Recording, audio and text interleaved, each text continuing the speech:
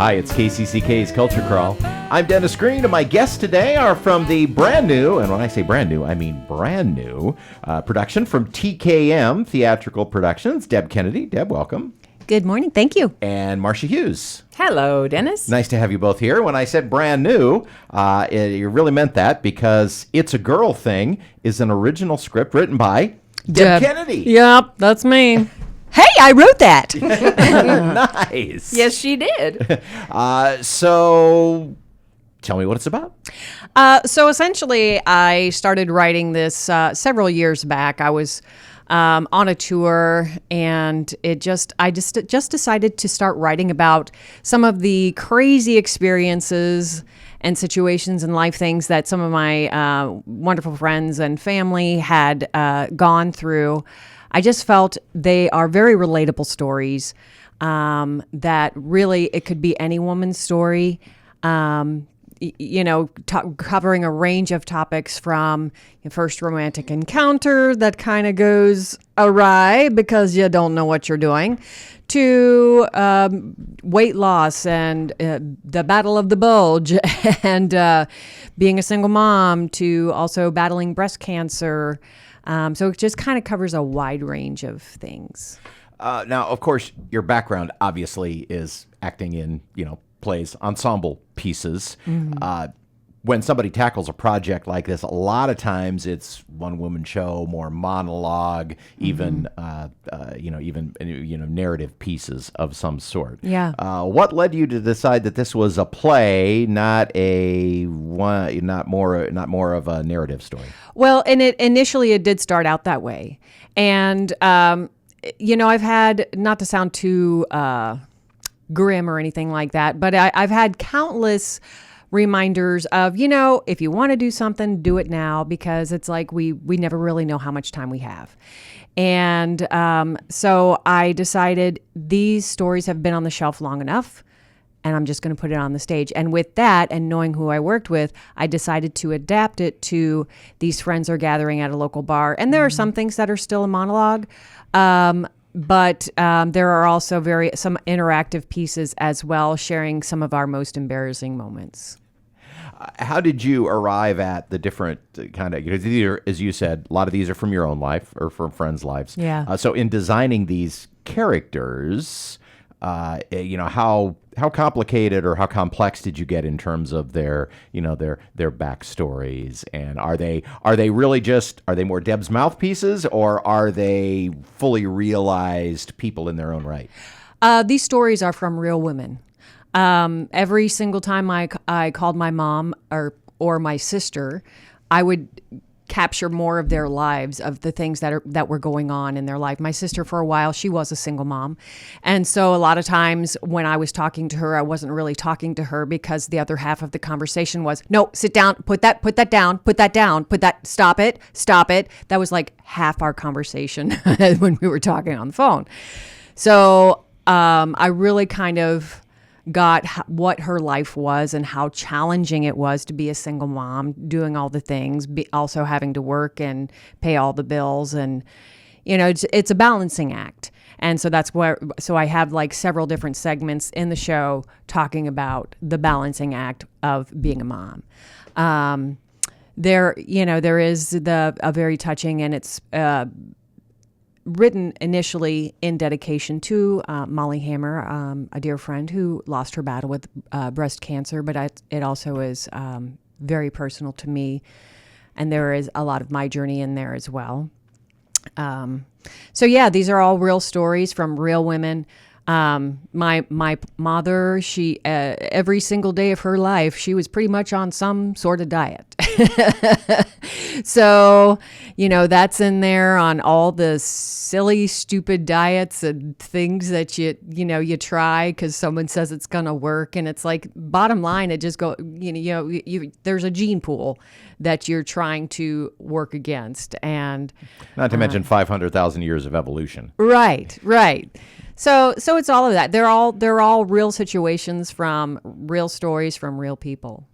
So when it was time to cast, I'm guessing that you didn't do an open casting call. You knew kind of who you wanted to be involved in this? Well, I did have auditions because for TKM Theatrical Productions, we are newer and we are trying to broaden our talent pool and just kind of let more people know that we're out there. But some people I did just reach out to because that pool of talent, the strength they're going to bring to the show, the truth that they are going to bring to these stories. And so the cast is comprised of some people that have auditioned and then some people that I just knew were going to be a great fit. So, Marcia, your friend Deb, who I know you guys have been friends for ages and have worked together a million times, comes to you and said, "Hey, I wrote this play.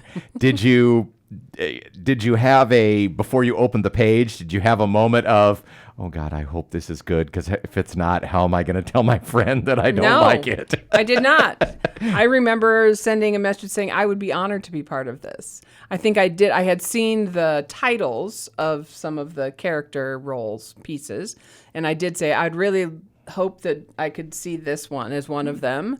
And I am doing that one. So that one is a lot of fun. I have I am the one who has memorized the name of every diet that's ever been invented.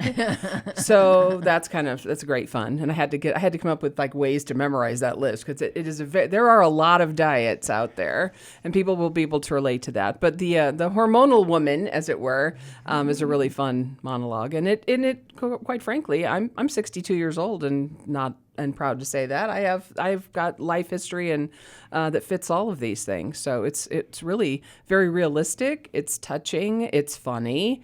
I think people will really, really have an enjoyable time. And the band is there as well, filling in between the scenes. So Deb is singing. This is Deb. For those who don't know, Deb has a band. Mm-hmm. Deb has a band. We have a classic rock and blues band, Fork in the Road.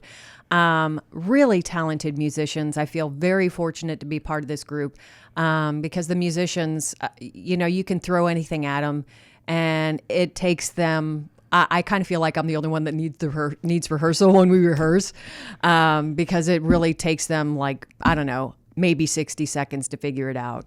They are just amazing musicians. So, mention Marcia, who is in the cast. Who else is involved in this? So we have Lucy Conroy and her mom, Tina Conroy, Kathleen Weiss, and Amy Schaefer. All right. Yeah, that is some fairly serious theater royalty in there. Yeah. Locally. We're having a good time. Also, Dana Jensen is playing the role of the bartender, and she's the stage manager. I want to make sure that she gets a shout out because, you want to make sure that your stage managers and those people who are making sure that everything that's supposed to be in front of you is there knows that you appreciate them. Yes. In directing a piece like this, Deb, that is so close and so personal, is it extra challenging to say to the actor, "Oh, well, no, do it this way," because that's the way it is in your head.